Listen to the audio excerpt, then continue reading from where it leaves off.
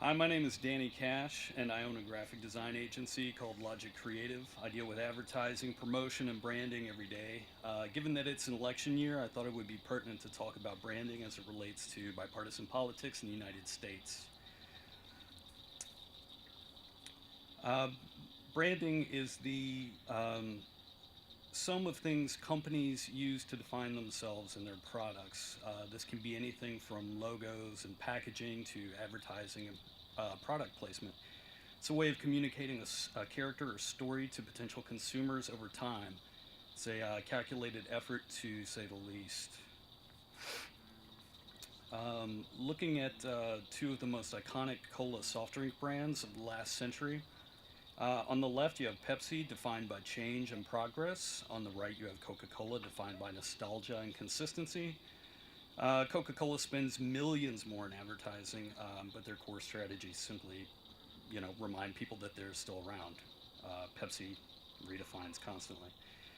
When comparing the two major political parties of the United States, the same defining characteristics seem to apply. The more youthful, progressive nature of Pepsi is paralleled in the Democratic Party, and the sense of longing for a simpler, better time found in Coke's messaging is very similar to the Republican ethos. When comparing the iconography of the two major cola brands, you'll notice that the choice of a new generation tends to lean toward a more hopeful blue color scheme, whereas the older brand tends to use a more dominant red.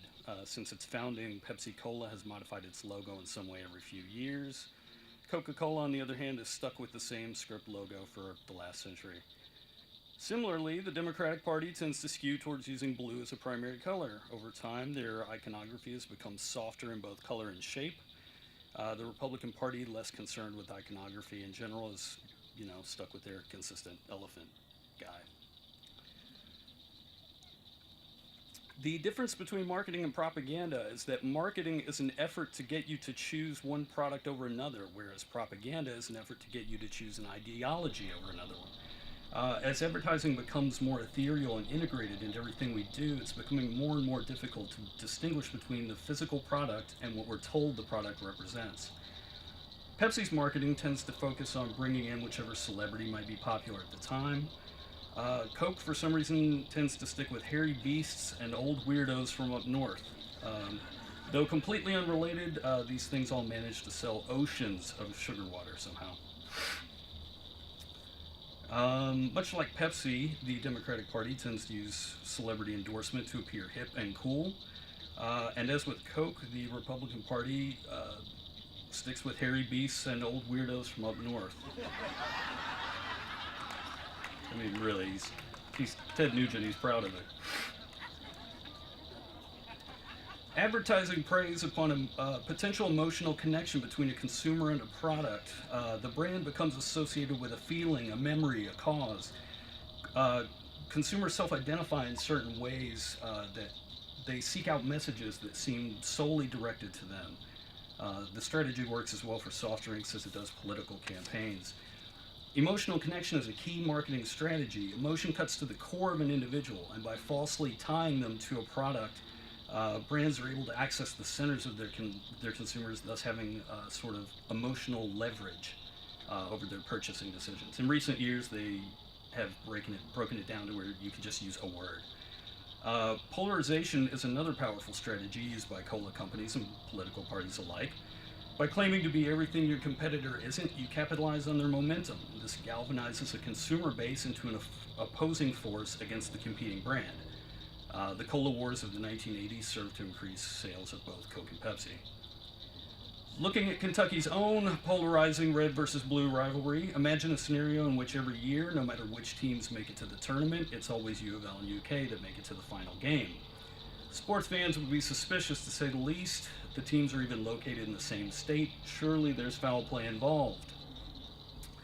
And yet, every 4 years, there's a political tournament that looks like this. We're all well aware, and yet not the least bit suspicious, that one of two predetermined parties will win the championship. Why is that?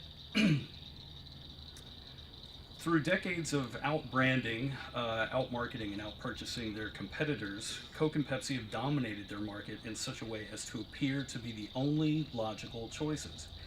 After all, nobody wants to be the guy that shows up to a party with a 2 liter of Royal Crown soda.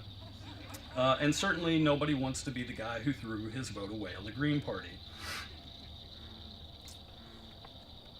Brands don't become household names by accident. It takes years of outwitting their competitors or buying them out in some cases. Brands collapse into one another like soap bubbles, forming larger brands. They become bigger fish that then eat the smaller fish around them. When brands become very popular, they often develop a line of products based on their original product or line extensions. These use consumer loyalty to extend their reach and occupy more shelf space and therefore more purchasing options. In some cases, the only thing tying a line extension to its parent brand is the brand name and nothing more. The Democratic and Republican political parties are line extensions of their parent brand, the United States federal government.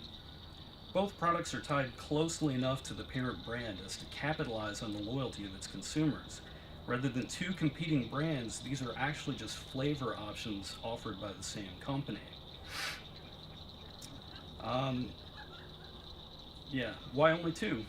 Because two is the least number of choices you can give someone and still convince them that they've made a choice. With no competitors in the market of governing the United States, the federal government needs only have two flavors on voter shelves to claim innocence of monopoly. Human nature also dictates that when powers arise, certain segments of the population will naturally seek out and support the underdog. How do consumers gain control over brands? Purchasing power. In a way, consumers are voting with every dollar they spend, and in a similar way, every vote they make has been purchased through media buys and political action committees. But the consumer is always control of their assets, so stop voting for your brand and start voting for yourself.